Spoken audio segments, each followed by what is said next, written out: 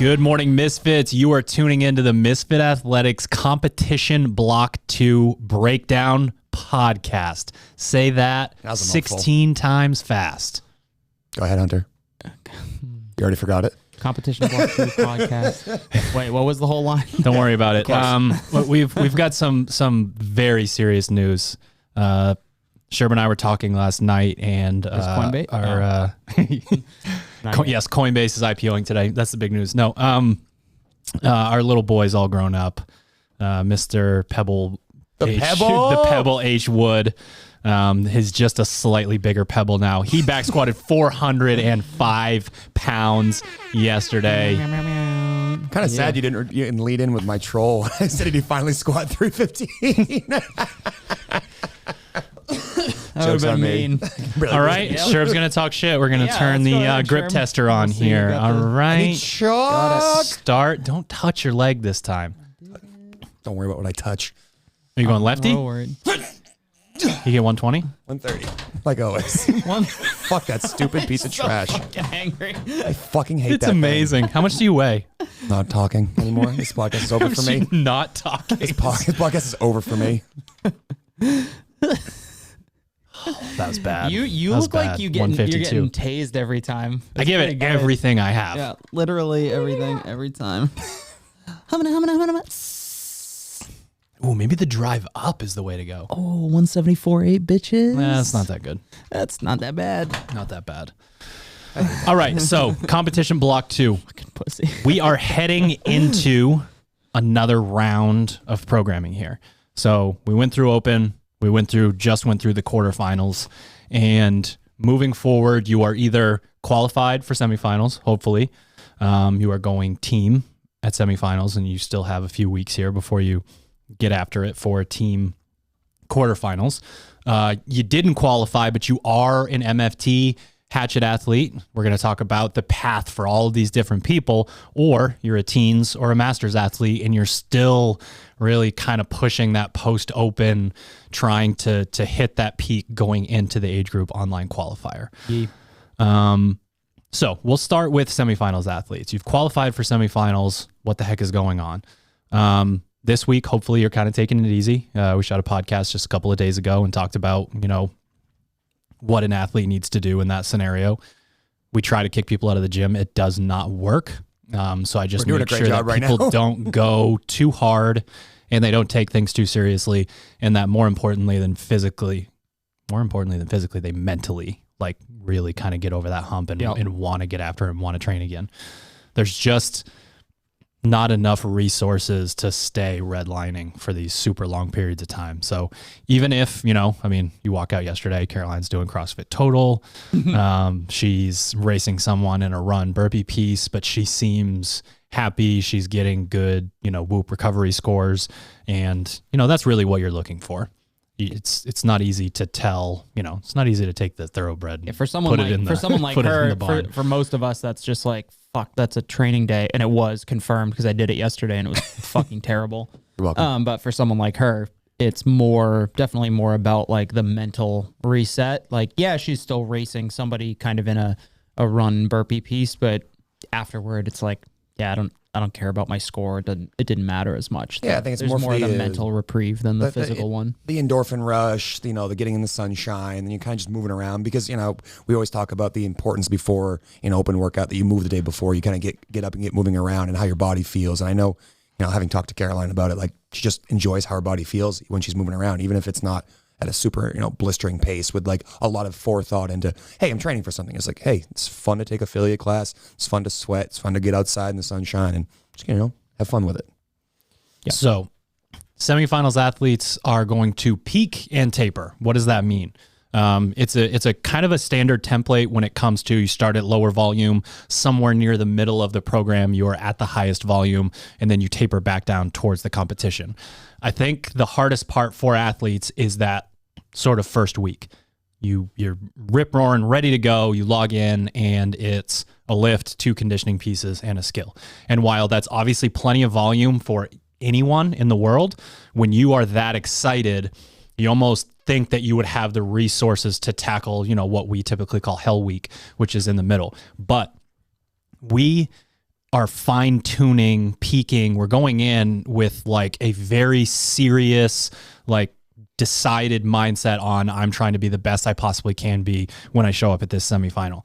That means that you need to dedicate yourself to executing on the lift in terms of how you warming up. Are you grabbing the floss bands, and are you getting your glute activation band? You doing the right things before you squat? Are you priming before your metcons? Are you actually cooling down and getting some food in before you have to warm back up again for another piece? So what we're doing is we're saying we want you to take 100% of your focus and put it into these things. That will take all of your energy. That will take the whole day. And then in week 2, we're just going to add a little bit more. And then in week 3, we're going to add a little bit more. And we're going to keep following that until you get to a point where you're going to wish that you hadn't asked for more. And that's when we go back down. That's when we start to taper back down. And you're just sort of taking all of that. You're definitely overreaching as you're going up to that, peak of, I got 3 conditioning pieces today. I got 2 lifts. I got to tackle all this stuff.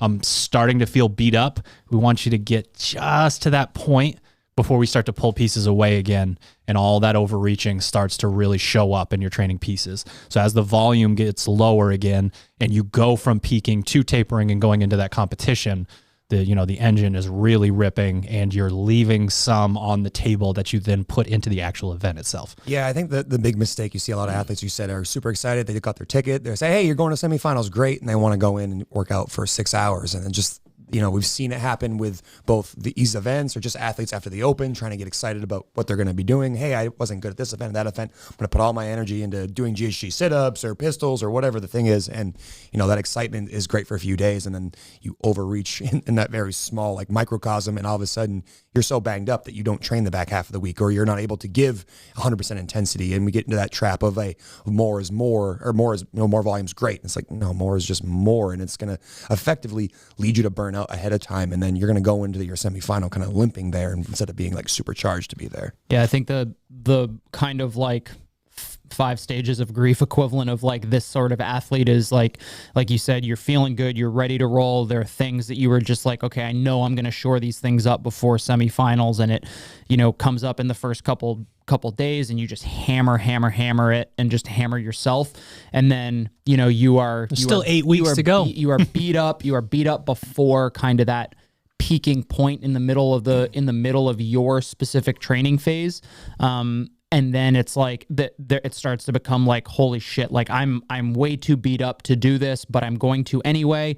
And then it's like the next week is, I didn't perform as well. I need to hit this, and this. And it becomes like this super vicious cycle, and you put yourself in a hole leading into semifinals. So there's an element of trust that you guys have to have in us and what we are providing as far as the recommendations for the training volume and the number of pieces, which we'll get into shortly. But understand that this is how we've tapered athletes to do very, very well in regionals, sanctionals, you name the high level in-person competition.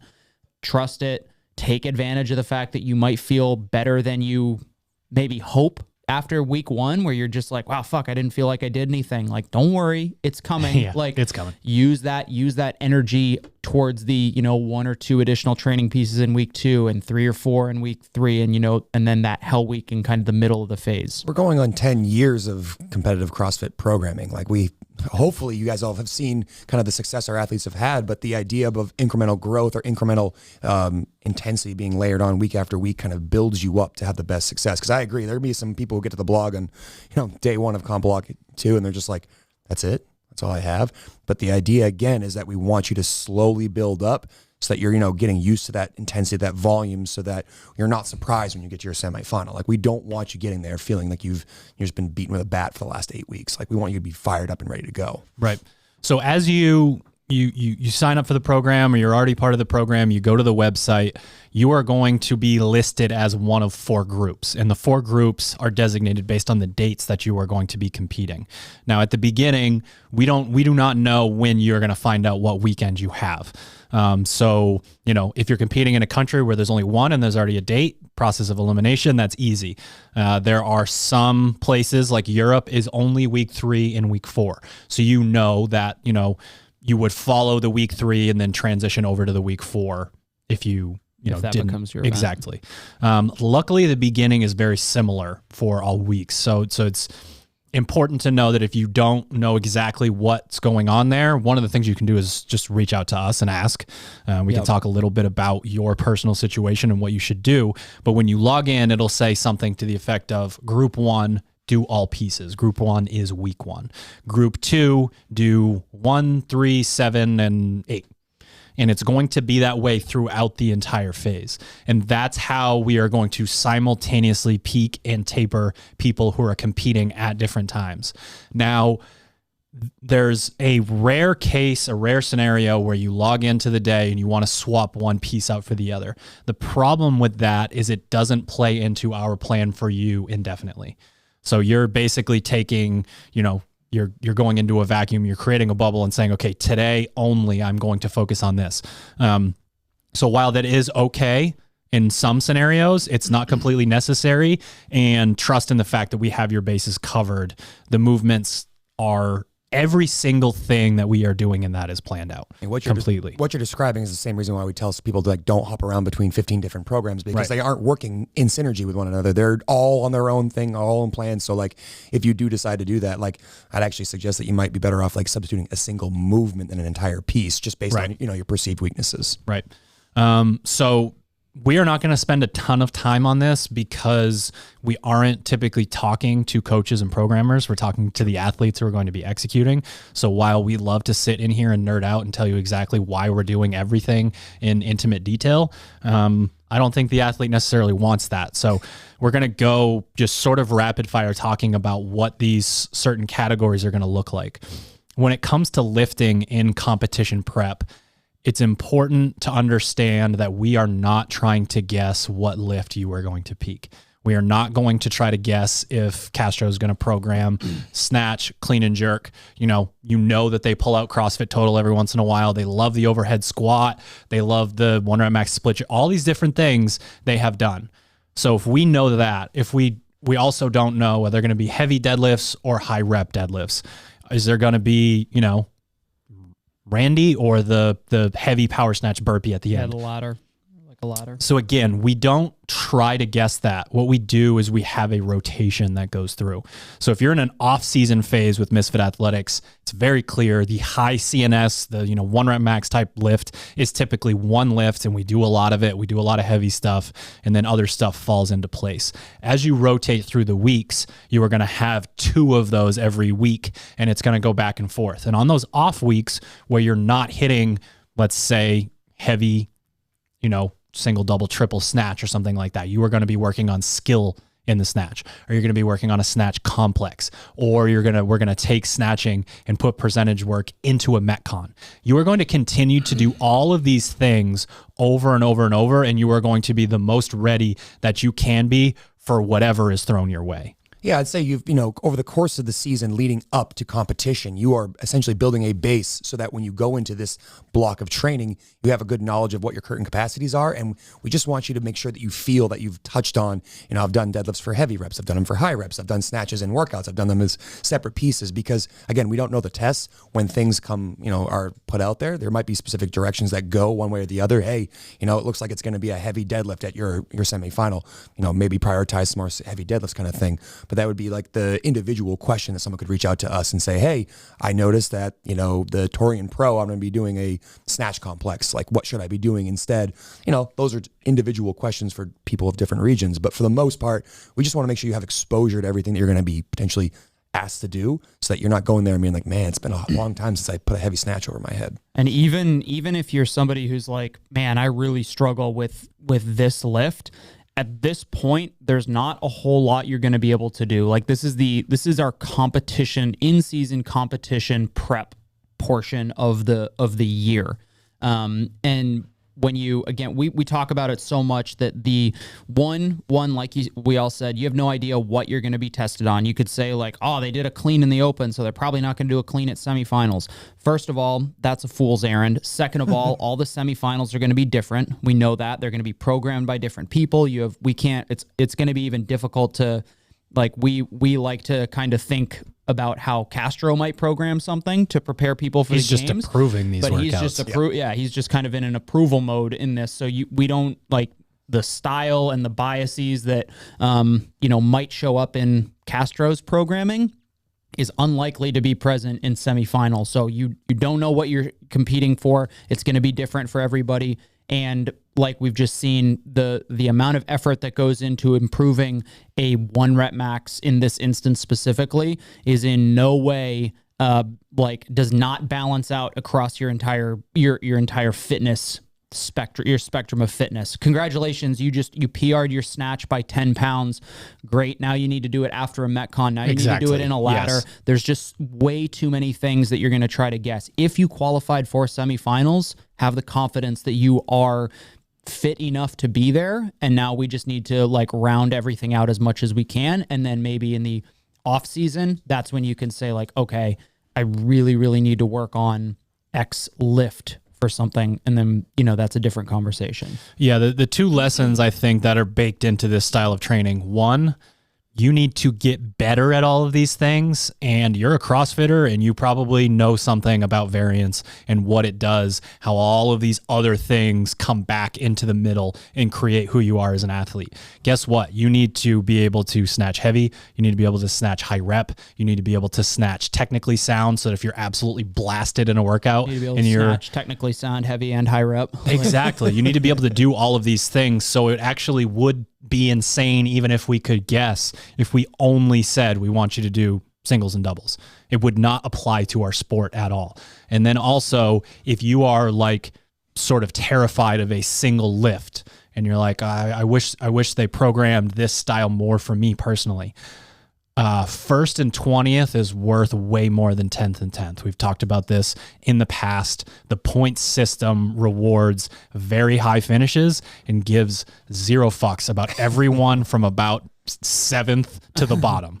There's really just not that many points to be had at that point. I don't know that they're going to use the exact same system this year, but I don't think it's going to change drastically. Yep. So what that means is if you worked your ass off, put so many eggs into a basket, and instead of coming in 35th, you came in 25th, I'm here to say that doesn't matter at all. Yep. It means absolutely nothing. You would think in a sport like this, it's like, oh, this is my damage control event. There's no such thing. No, not if you're planning on doing very well at the event. I mean, if you're there to show up and get your T-shirt, like that's a different story. But if you're there to show up and fuck shit up, like you're there to do as best you can, and you want to show up and you beat Ben Smith in the handstand walk, right? Yeah, listen, I'm just saying. Yeah, just throwing that out there. Transitioning into conditioning. Hey, guess what? Couplets and triplets and chippers and all that good stuff. But big asterisk here, as you are heading from sort of the ground up to the peak of the peak, you are going to be doing a lot of Metcon resets.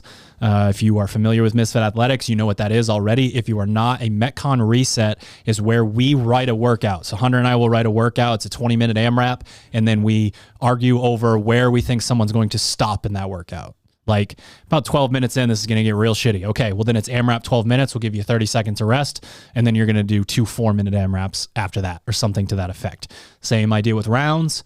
It's a 5-round workout. I really think people can maintain intensity through 3. And then we just throw them a little break. And then they do 1. We throw them a little break. They do another 1. You get to your 5 rounds. This style was what we used for semifinals prep going into, or sanctionals prep, the only year that there were sanctionals.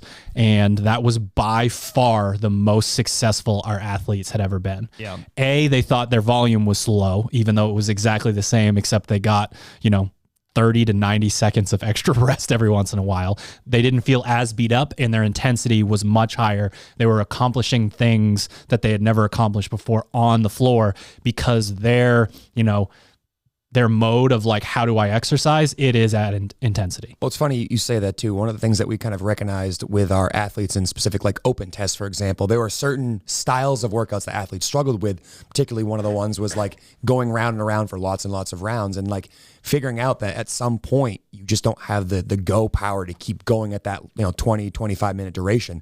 well, what if we give you 30 seconds here or a minute here? Can you keep that same pace across the entire thing? And as someone gets fitter and fitter, you start to reduce that period more and more. And you quickly realize that like a lot of your own stopping is just in your own mind. It's not, you're physically not capable of it. It's your mental side that's saying, you know what, we should take a break here. So by dangling that little carrot in the middle of a workout, you're able to essentially compartmentalize parts of the workout and say, all right, I just got to be focused for 7 minutes. Then I got to be focused for 5 minutes, and then 2 minutes. And then all of a sudden I've done 25-minute AMRAP, but I've broken into chunks, and I was able to keep a higher level of intensity for the duration rather than saying, awesome, the first 5 minutes I crushed this and then I limped home, which again, we've seen athletes really struggle with when it comes to be a longer time domain, just not having the ability to keep going.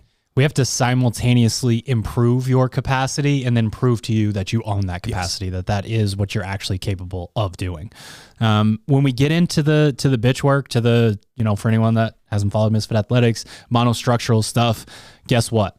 Bunch of aerobic work, a bunch of send work, a bunch of, build work, what, you guys would see as reach pacing being on there. Yep. We are taking all of these distances, all of these machines, all of these energy systems, and we are attacking every single one of them throughout the entire phase. Yeah, to me, the bitch work is a really nice way for someone to work on their engine without having an element of skill. And don't get me wrong, most of you people going to semifinals have a very high level of skill, but like, what if you could move the needle even further because you're able to not think about, all right, am I in my heels and am I in power position on this snatch? It's just, hey, the screen says this. I know I want it to say that.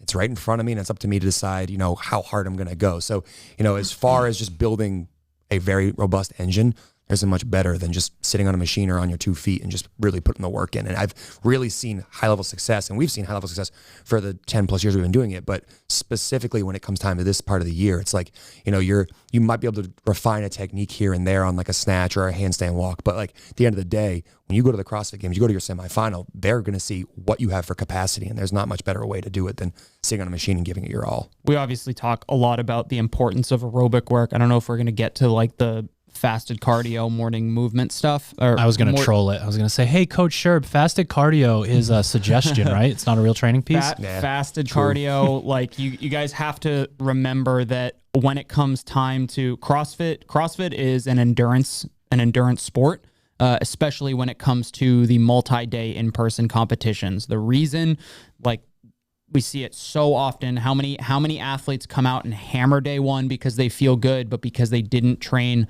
their aerobic system, they didn't train essentially your recovery energy system. If you want to think of you've got your long and slow engine and your recovery system are the same thing. If you don't train that stuff, that's what's going to fuck you up on days 2 and 3 of your semifinal. So when you're on top of the leaderboard and top 10, moving into day 2, and you're in you're in that final heat, however it's laid out, and then you fall off a cliff, you can bet your bottom dollar that's because your aerobic engine wasn't necessarily where it needs to be, even if they don't directly test a 40 or 60 minute just the workout. fact that it's a weekend of workouts is a test of endurance. Your event is Friday through Sunday. And one thing you are starting to see a little bit more and more of these competitions are interval-based tests that allow you 1 minute of rest, allow you 90 seconds of rest. And if you are someone who has a robust aerobic engine, you're recovering at a rate that's maybe 1 or 2 or 3 or 10 times faster than your counterparts left and right. I'm thinking back to like the 2-2-2-3 intervals. Like the athletes that had the best engine, Matt Frazier, able to do long C2 pieces, was then able to recover and finish that workout well ahead of everybody else, because while he's walking back to the start line, he is recovering while you're just sitting there gasping for breath and hoping for the love of God things going to be over soon. So what you're saying is a really important thing, and that doesn't just only apply to metcons, or applies to strength work. You might have to do a snatch ladder 3 or 4 times, the weights get heavier and heavier. Wouldn't you like to be able to have a higher percentage of your strength when you get deeper and deeper that ladder, or are you going to fizzle out and not able to recover between reps? Whether you're in a workout, like if the clock is actively running and you are not actively doing something, you are either recovering or you're not. Yeah. And it's the exact same thing across the entire weekend. Your entire weekend is effectively a 3-day interval. Where you can either recover between events and overnight or not. Yeah, completely agree. As we move on to the skill work, it's important to qualify what I'm about to say because I just said we don't do this. Basically, you go in and you're guessing what the level of skill will be at a semifinal. You're looking at strict handstand push-ups, deficit handstand push-ups, maybe vested ring muscle-ups. This is an important time to say that you should, and if you're following Misfit Athletics, basically indefinitely need to find your favorite uncle to fork over the cash for the handstand walk ramp. Yep. If you show up and you should get, second, third, fourth place at one of these, and you don't because you don't have a handstand walk ramp, if you're the type of athlete that can squeak into that last chance qualifier and completely change, you're going to be going up against Tia in the last chance qualifier if she doesn't get into Australia. That is a massive opportunity for an athlete to end up in the last chance qualifier, because there's going to be some monsters in there. You're really going to be able to test yourself against them. If you don't make it because you can't get over the ramp back and forth nice and easy, that's a problem. Yeah. So it is programmed in there. I do happen to know that, no affiliation for us, but Titan Fitness has the one that's not as expensive as the one that they actually use at competitions, but it's the exact same thing. So I don't care how you do it. You pay for it. You find your, parents. You tell the gym community, hey, if everybody gave me $5, I could buy this damn thing. You are going to need a place to store it though. It's fucking gigantic. It is humongous. Small. At least it's light. Hey, if you got CrossFit Kids program, it works great too. A little ramp to roll around on. So definitely get that. But basically, we are going to be roll around on it. True. Yeah, you're trying to handstand walk, but you're rolling around on it. Yeah, mostly. Skill-based stuff. It's really just, again, we're pulling the movement out of intensity and making sure that you can both understand your personal capacity in it and get better at it. That's why sometimes you will see an AMRAP. So it's sort of wide open for people to find out what their capacity is. And then you'll see other fixed stuff where we're sort of drawing a line in the sand and saying, this is where you need to be. You need this. Right. You should have this in your tool belt. So we want to make sure that you've done a legless rope climb, you've done a vested muscle up, you work through weighted pistols, things of that nature, because it's a good chance they come up and, like you said, you can find your capacity with AMRAPs and some of the stuff that's for time. It's, hey, you better know what your set of vested muscle ups is. Right. You need and to I mean, that. there's pieces where it might even honestly be day one. You got 2 max sets of muscle ups. Yep. We are building your capacity, but we also need you to know what those numbers are. Yeah. You really need to know those things. And if you love muscle ups, put it at the end of the day. Yeah, I mean, feeling beat up on day one, then you do your muscle ups and find out, okay, I've already done X, Y, and Z today. How am I performing? I mean, a bunch of people, 4 or 5 years ago when they had the 15 muscle ups to open up that clean ladder to finish the CrossFit Games had no freaking clue what that would do to their cleaning regionals, ability. yeah. And we see a bunch of athletes go That's up, my favorite event ever. Superman in from 15 feet away into the rings and swing halfway across the entire stadium. But it is important to know that stuff because you don't want to go in there and be guessing. You need to know that information going in. If you're going to be a high level competitor, you need as much data on yourself as possible. For sure. Last but not least, we have accessory work. The accessory work in this is built very much towards injury prevention and, making sure that the first time we ask you to do X amount of GHD sit-ups or whatever, that you don't have to take the weekend off. Like you might have had to. I feel like I'm being attacked. Dude, I don't know why you're taking it personally. There's thousands of other people that felt the same way as you. Bro, clearly your midline was strong. You squatted 405. Yeah, right? That's true. Primed it. Maybe it was all of the fluid from the torn tissue. Yeah. Bounced. And finally made you heavy. All the rhabdo that let me Built bounce out of the bottom of the squat.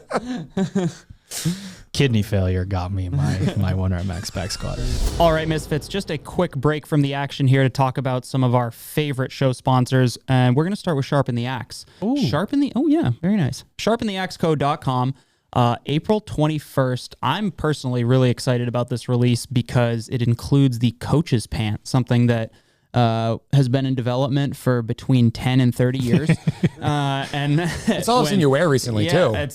They're super nice. They're super comfortable. They don't appear to be like a jogger style. They're a coach's pant meant to be worn kind of like, hey, I can go coach, but I can also demo an air squat without blowing out my crotch. And then you can go Saturday Night Fever at the bar. I can go Saturday Night Fever at the bar. Yeah, kid. That sounds like you. Really excited. A couple different colors. They fit super well. We've got the coaches collection, a nice addition to the tie-dye collection out there. So April 21st, head to sharpentheaxeco.com and don't forget to use the code word Keala, Keala, to get 10% of your order donated to the Keala Foundation and save 10% on your order. It's a win-win for everyone. We are also brought to you by Proper Fuel. You can head to properfuelco.com. Use the code word Hold on a Misfit. second. Oh, properfuel.co. Excuse you me. go. I'll get it one of these times. Properfuel.co. Use the code word Misfit to save on your first order. You just heard us talk about the podcast here. We've got a very beefy dose of training coming your way. You best have those 7 essential ingredients that are going to help you feel better, allow you to train All right, name 'em. day in, day out. Name 'em. Oh, 7 we wonders got of the universe. whey. We got carbs. We've got pink Himalayan sea salt. Is it sea salt? I don't know if it is. Pink lemon salt. We've got digestive enzymes, creatine, leucine. What's the last one? Fenway Park. Fenugreek extract. So those things all together, again, are going to give you all that you need post-training so that you can recover and hit your next piece at 100% intensity. Again, head to properfuel.co. Use the code word Misfit to Thought save you were on your going to first say order. hit the Himalayas with your Hit the Himalayas. with your next pink salt. Properfuel.com.co. I'm masked. All right, we've been running our mouths about all this programming. Where do you get it? You can head to misfitathletics.com and get a 2-week free trial for Plus. You can get a 1-week free trial for Pro. Get those weakness templates that we're talking about. Get the Masters and Teens leading up to the AGOQ. You can head to teammisfit.com and get 2 weeks of affiliate programming for free. We've also talked about how all of our members here following a GPP program are PRing their CrossFit total. We're getting messages from affiliates that are qualifying by accident. Keep doing what you're doing. You get after it. You can also head to the SugarWOD marketplace and get the Misfit Athletics or the Team Misfit program as well. All right, back to the show. All right, so we've said a bunch of stuff now about an athlete who has qualified for the semifinals. What about an athlete who has not qualified for the semifinals? This is pretty like a kind of cool, exciting opportunity for that athlete because you have kind of two, not necessarily two paths, but you can basically, especially if you have a training partner, you can be there to like train with them. There, it may be that your training partner is going to semifinals and you can be there to kind of help them in the training pieces that you want. Otherwise, for the majority of us who are just like, okay, we're in kind of reset mode. The off season has effectively started for us, especially if we're not necessarily planning on doing the team quarterfinals or going team.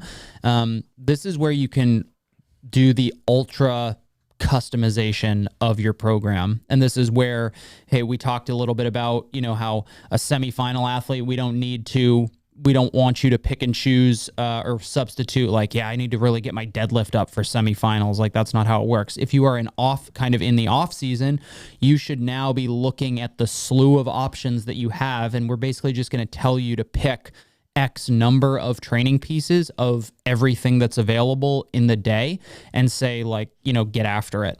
And I think this is a really good chance to kind of start your postseason or off season off like quickly and really kind of accelerate into what will eventually be back at cycle 1 and just start capitalizing phase one. Sorry. Wow. Yikes. I'll change the name. I'll change the name again when we get there. Block 12 to get into that mode where you're attacking your weaknesses. So instead of kind of, us telling you what to choose, you now have the option to choose from any number of the training pieces that are provided. Now, you've talked about like addressing specific weaknesses, but it's also important to say that like maybe your season has just ended and you need a chance to like mentally reset from the stress that you just had from, really training hard for the last probably year. Honestly, it's a good thing to say about this time of year that, we're going to suggest that you pick from 3 or 4 pieces. I mean, at absolute most, but like, this is also a time for you to dial in your intensity again, to go back and say, hey, that's something I need to work on. But you know what? That's the only thing I need to do today. Like I see assault bike sprints. I did terrible at them all year last year. I did really struggle with these. So I'm going to go in, I'm going to hammer those. And if I feel like doing something afterwards, great. And if I don't, it's okay that I maybe knock my volume back a little bit because it really is important that you have these, undulations in your intensity and how much volume you do. Otherwise, like you've said a million times on the podcast, if you're always on, you're never on. And we want to make sure you have that opportunity if you are that athlete to say, all right, you're like, there's 2 things on the blog that are perfect for me today. I'm going to hit those. And then maybe I'll jump into affiliate class, or maybe I'll spend an extra minute on my overhead mobility because I realized the handstand pushups got me again. So to me, it's just a really nice chance for you to dial back your volume, ramp up your intensity, and give yourself that little mental reset that, every athlete needs to perform their best. Yeah, so user experience, you log in, you see groups 1, 2, 3, and 4. You are going to be classified as MFT. Yeah. It will say MFT pick this number of pieces from this range of pieces. So it'll say something like pick 3 from numbers 3 through 6.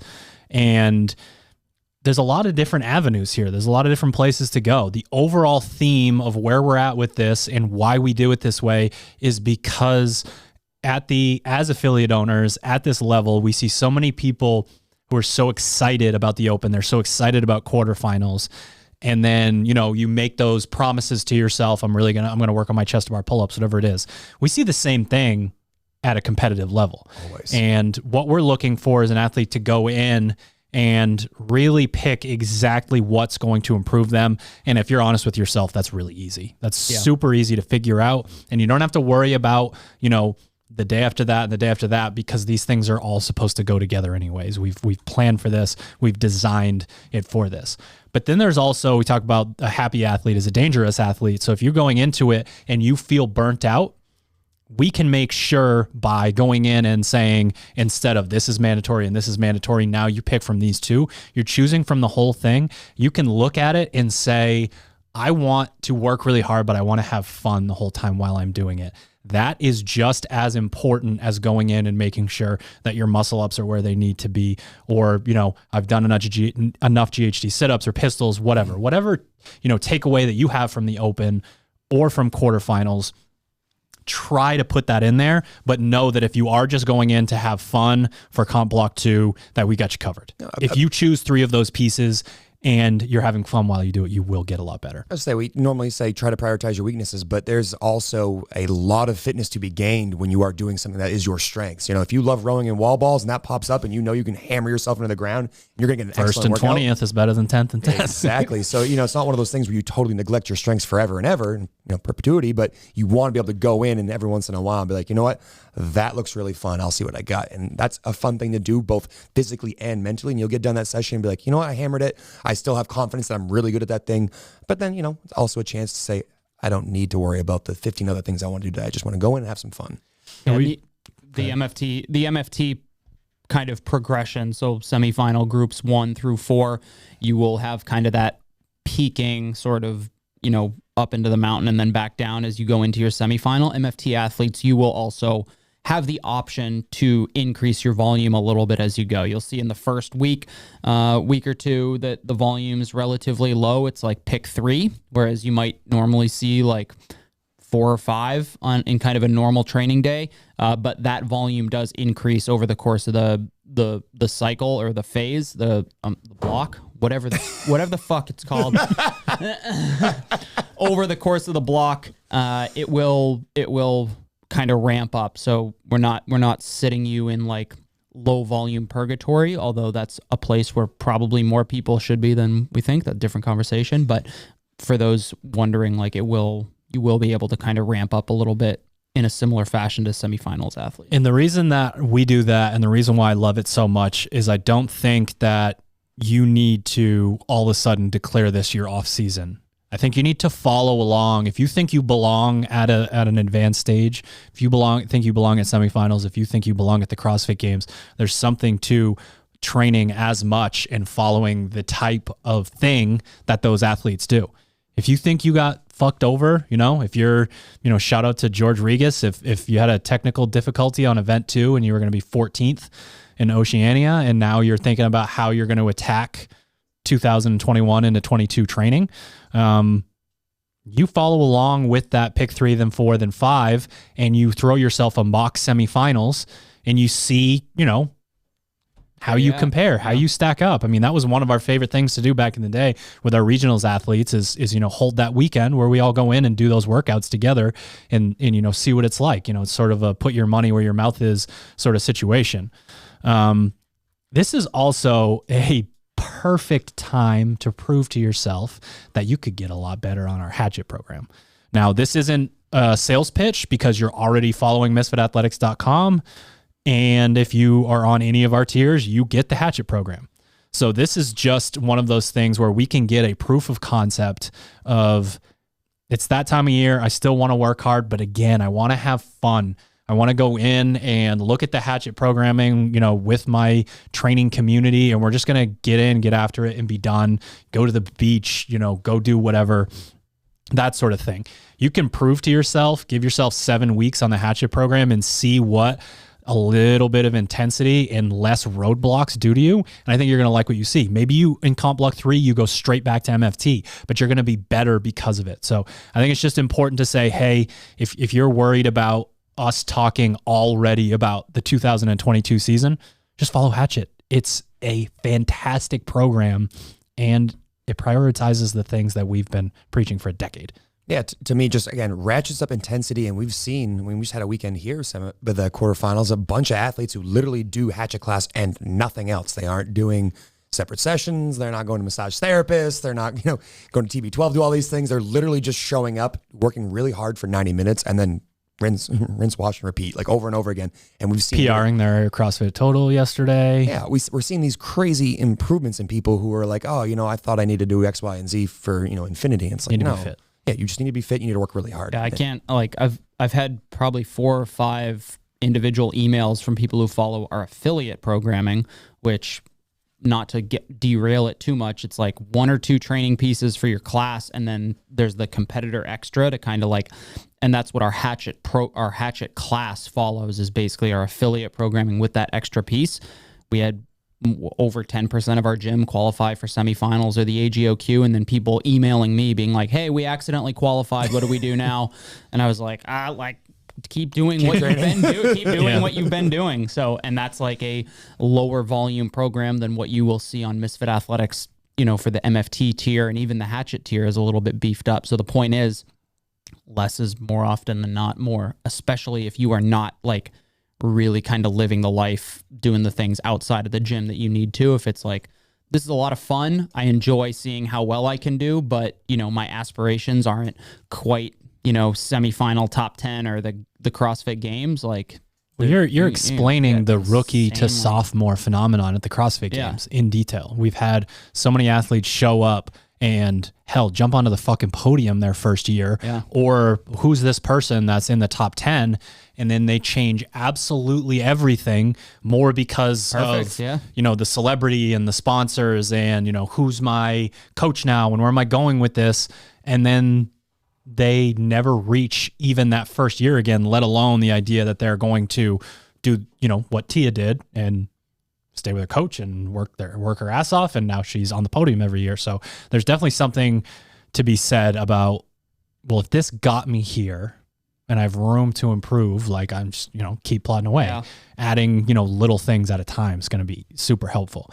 Now there's also the scenario of I'm still not hearing what's going to work for me. And what you can do about that is, unfortunately, maybe not unfortunately, depending on your personal situation, you can upgrade to the pro tier and get our weakness templates. You can upgrade to the complete tier and you can get a week in advance, reshuffle your stuff, have that in there. You can apply for remote coaching. There are other steps to further personalize this for us to really help you out in that way. But just know that whether you're on Plus or all the way through remote coaching, you are going to be able to attack your weaknesses, get after it, and actually get ready for the following season, no matter what. Yeah, I mean, when I think about the weakness templates, again, we say this all the time, but they're a really nice way to dial in something very specific. And for a lot of us, that maybe didn't do as well as we wanted to do in the open or in quarterfinals, there was a movement that stuck you up, or a style of workout that really kind of put you in your, put the brakes on your car. Those templates are an excellent resource, but if you haven't heard us say it before, I'm going to say it again. They are not meant to be added on top of your volume. We're not looking to dial you up so you're training for 17 hours a day. The idea here is you take something that maybe you're very good at and say, you know what, I don't need to be doing this deadlift cycle. I don't need to do these deadlift reps.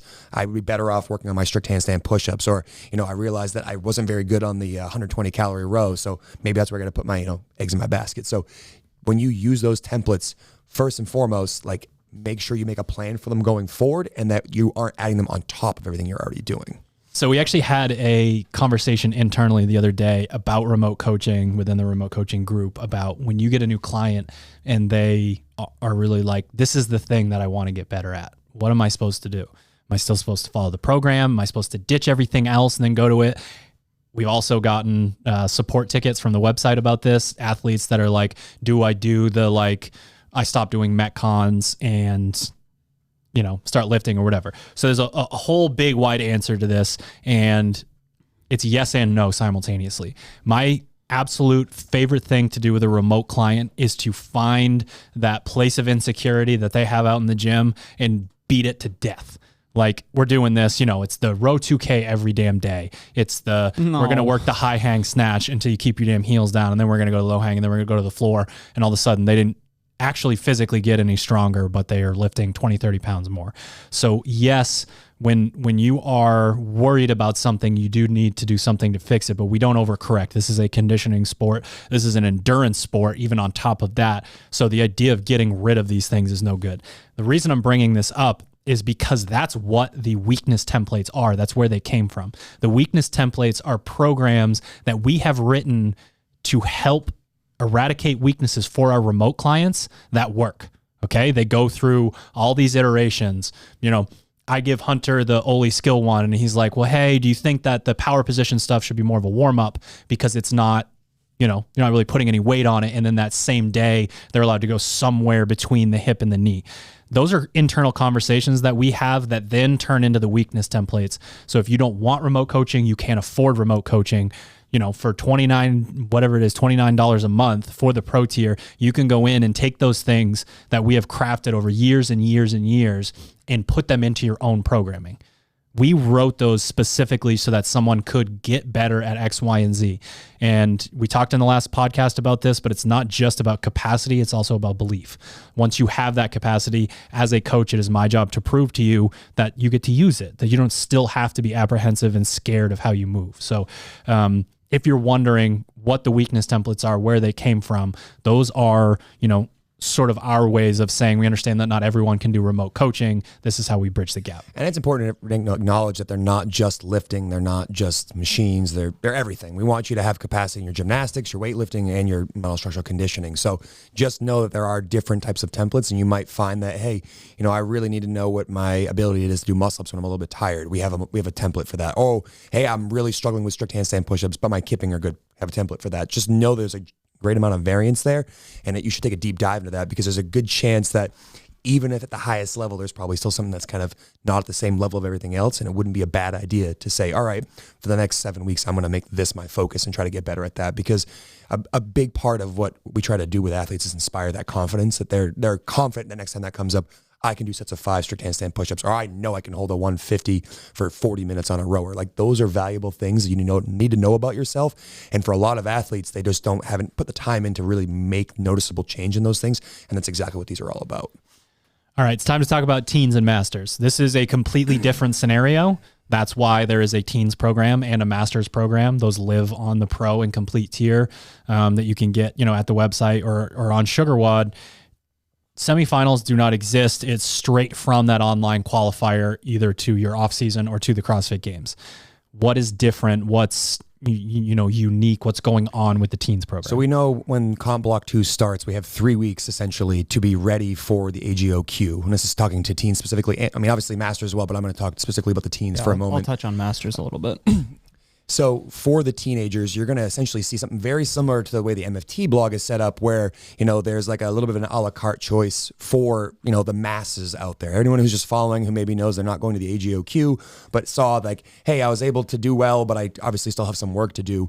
You're going to notice that there are only 3 mandatory pieces each day: a lift, a metcon or an interval, and some ditch work. And the idea here is, I really do believe those 3 things are what stand to gain you the most amount of benefit for the next 7 weeks, to those of you who did not qualify, but also gives you the opportunity to choose from more options, so that if you have a specific weakness in, let's say, a skill, or maybe your accessory work is not up to par, and you've noticed that like after a few weeks you had a beat up elbow or knee or something going on, you have the opportunity to really focus on 3 mandatory things, and then you have the option to add a little bit more. But just remember, again, teenagers, that we're not necessarily looking just for you just because you're young and you don't, you're made of rubber and you never feel tired or sore. Like, that doesn't mean do all the pieces every single day. But those of you that did qualify the AGOQ, you're going to notice that there's an additional piece for you on every single day with a little note, and it says if you did not qualify for the AGOQ, that you probably shouldn't do this piece, just because, again, I don't want to overload you with volume. I want you to have, a very specific dose of intensity, but for those athletes with the AGOQ coming up, that you're ready for some of those styles of workouts. So kind of using previous AGOQs and looking at the semifinals or the quarterfinals that just happened, kind of see the writing on the wall of what kind of the workouts they could be, almost like an old school, like regional S type of feel for it for the teenagers. So you're going to see something like that. And that's going to be for weeks 1 and 2. Then moving on to week 3, you have a similar primer week like we had, leading up to, what we'll have for the semifinalists. And then week 4 is going to be a deload / partner week. So after you finish that long, hard weekend, similar to the way we just went through one with Comp Block 1, the opportunity to do some partner stuff, take it easy, take it light. And then those athletes that are moving forward from there begin their games prep, because, as soon as you get done your AGOQ and you get that games invite, you're going to want to start working on it, because, again, we have that nice period to kind of prep for it. We don't have an event that's, in the middle of games prep for you with the teenagers. So those of you that do qualify will essentially start working on games prep very shortly after this, AGOQ finishes. Yeah, I think so. Masters are going to follow a pretty similar structure. I think the overall volume a little bit, as you are probably doing right now, and then leading into the AGOQs a touch lower.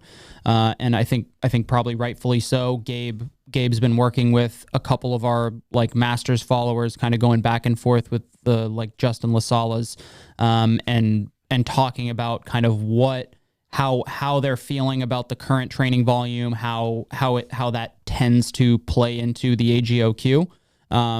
Obviously, we've seen as few as 4 and up to as many as 6 events in the AGOQ for Masters and Teens. But for these next couple weeks leading into the AGOQ, it'll be very similar.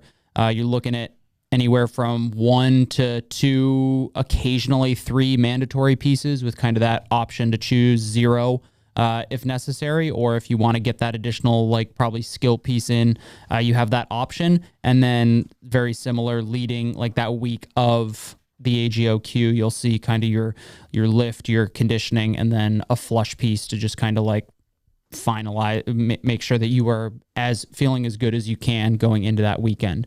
And then after that weekend, we basically jump right into fall, kind of a little bit of a deload week, and then athletes are going to start kind of picking up in competition block 2 with the kind of the individuals as far as games prep goes, and the rotation of the lifting will look very similar as far as just kind of a GPP style, where the high CNS lifts and the skill lifts kind of rotate every week.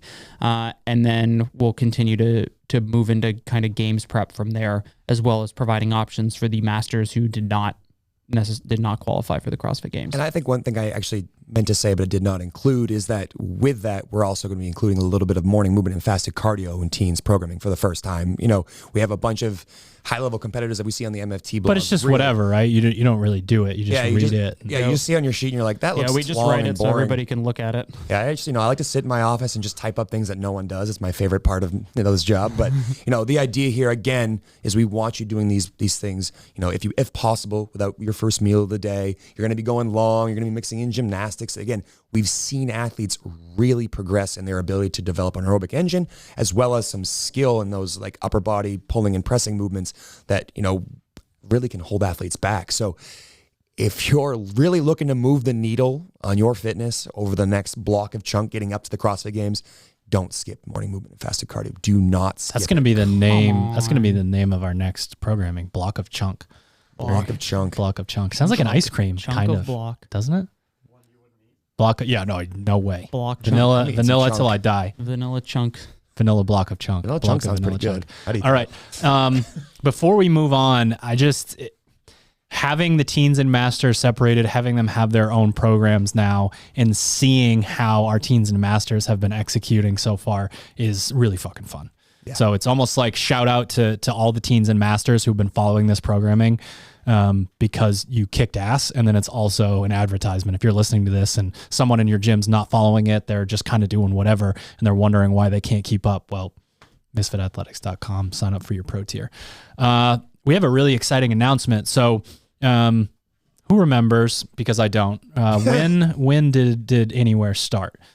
Misfit Anywhere started, I believe, I know it was in the summer, but I don't remember if it was like May, phase June. 5 or phase I feel 6. like May or June is right.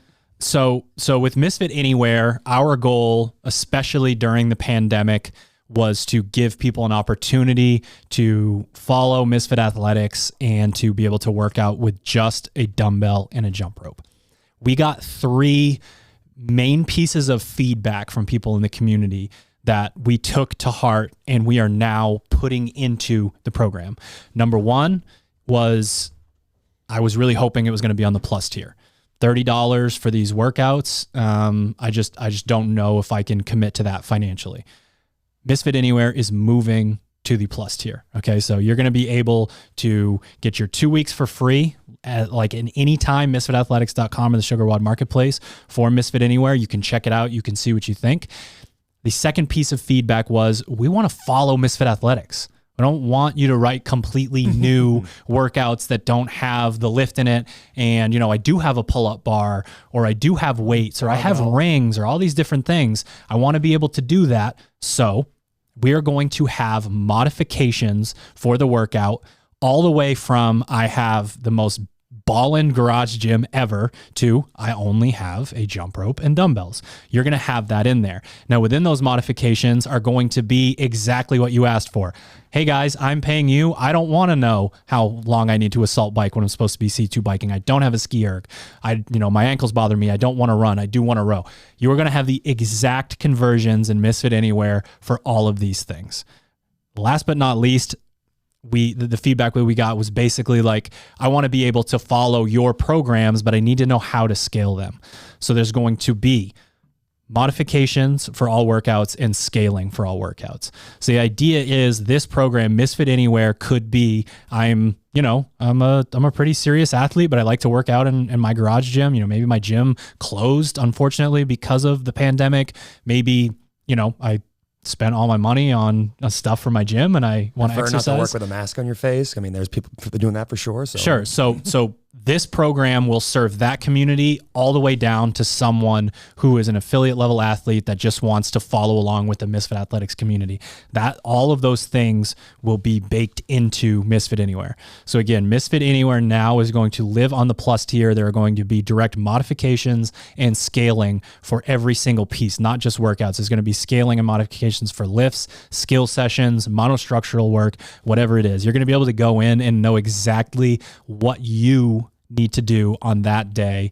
And yeah, I mean, it's one of those things where we're going to continue to listen to the community, especially on this type of thing, right? Like, people come to us because we're experts about how to get someone, 2 quarterfinals, 2 semifinals, to the CrossFit Games, all that good stuff. When it comes to the weekend warrior and the people who don't want to compete anymore but want to stay as part of the community, we're going to keep listening to you guys. So you know where to find us. There's email, there's email addresses, and you know where we're at on social media, all that stuff. So we are making these changes to Anywhere. We're really excited about it. Really excited to see, how that community grows. People feel like they can truly follow Misfit Athletics absolutely anywhere. And we look forward to your feedback. It was important that you guys were able to deliver that feedback during the first iteration, and it's going to be just as important as we move forward and adapt this Anywhere program to what people are looking for. Agreed. Yeah. All right. I mean, Comp Block 2. We're moving forward. We've had our first weird 1 week open and quarterfinals with all this crazy shit going on. We're going into, the round of team quarterfinals, all that good stuff. Don't worry, teams. We are going to continue to release these workouts for the team training weekends. We do believe, if you go back and listen to the podcast that we did with Cody, we really believe in that 3 or 4 days a week of just putting your head down and getting shit done on your own, but then having those team training weekends before the team qualifier. You're going to continue to see things that we think could actually pop up there. And then if you sign up for the semifinals. You've signed up for Comp Block 2 for semifinals prep. That's when we're going to start mixing in the worm. That's when we're going to start to really develop the style of workouts that you would see from Castro at a semifinal or at the CrossFit Games. And again, just need a Misfit Athletics subscription once Comp Block 2 starts. We understand that making that leap at this time puts a ton of trust and faith in Misfit Athletics. So you're going to be able to do basically any of the stuff that we talked about for 2 weeks for free. And if you're a teen and a master and you're going in, you can sign up for the pro tier and get a full week for free. You're going to get a week to be able to look at what the stuff is. And you know, that's important as a customer, just blindly saying, okay, these guys have a good track record, I'm going to do it. It always doesn't, you don't feel like you're developing that level of trust. So that's why we do the free trials. And that's just misfitathletics.com. You can really kind of see the breakdown there. And then you can head to the SugarWOD marketplace if you prefer to have, you know, sort of that SugarWOD app type experience. Yeah, I'm just excited. It feels like we're getting back to what we know. We're getting back to the in-person competitions. We're getting back to that vibe. We think, hopefully, some of them.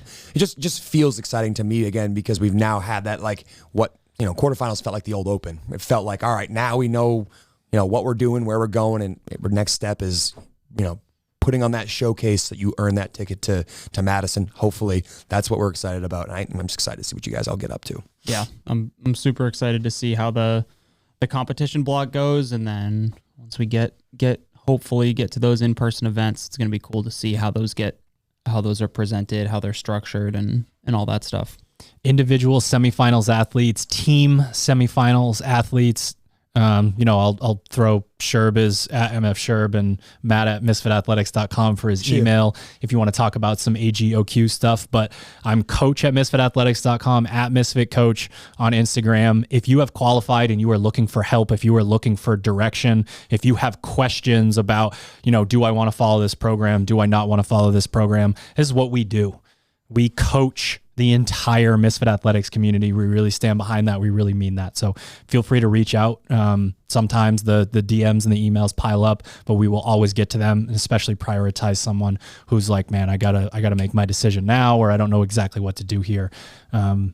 Your loyalty as a customer or someone who's interested in being a customer means a lot to us. So, reach out and we'll steer you in the right direction. Yeah, I got in this line of work because we like helping people, and we want to see you guys be able to do our program, but also do it correctly. So again, hit us up in those DMs. We're happy to help you. All right, ladies and gents, thank you for tuning into the Competition Block 2 Breakdown podcast. Thank you again to our show sponsors. You can head to properfuel.co, get yourself a jug of Proper Recovery, your complete post-workout nutrition solution. Use the code word MISFIT to save on your very first order at properfuel.co. We're also brought to you by Sharpen the Axe. You can head to sharpentheaxeco.com on April 21st and get the long-awaited coaches pant and the shirts that Gabe and Lindsay designed. Two coaches from the Sharpen the Axe community designed some shirts. We're going to sort of be building the marketing for that campaign around them to really highlight the coaches and the affiliates and stuff within our community. Sharpentheaxeco.com. Use the code word Keala, Keala, to save 10% and to donate 10% to the Keala Foundation. And last but not least, misfitathletics.com, teammisfit.com for your affiliate programming needs, or the SugarWOD marketplace for either. You got all kinds of free trials built in there, 2 weeks on plus. We're doing the 1 week free of pro right now to make sure that everyone can take a little bit of a peek at what they're going to be doing before they have to pay to do it. And as always, like I said, at Misfit Coach on Instagram, slide into those DMs. Let me know what you think, what you'd like to hear next, and we'll see you next week.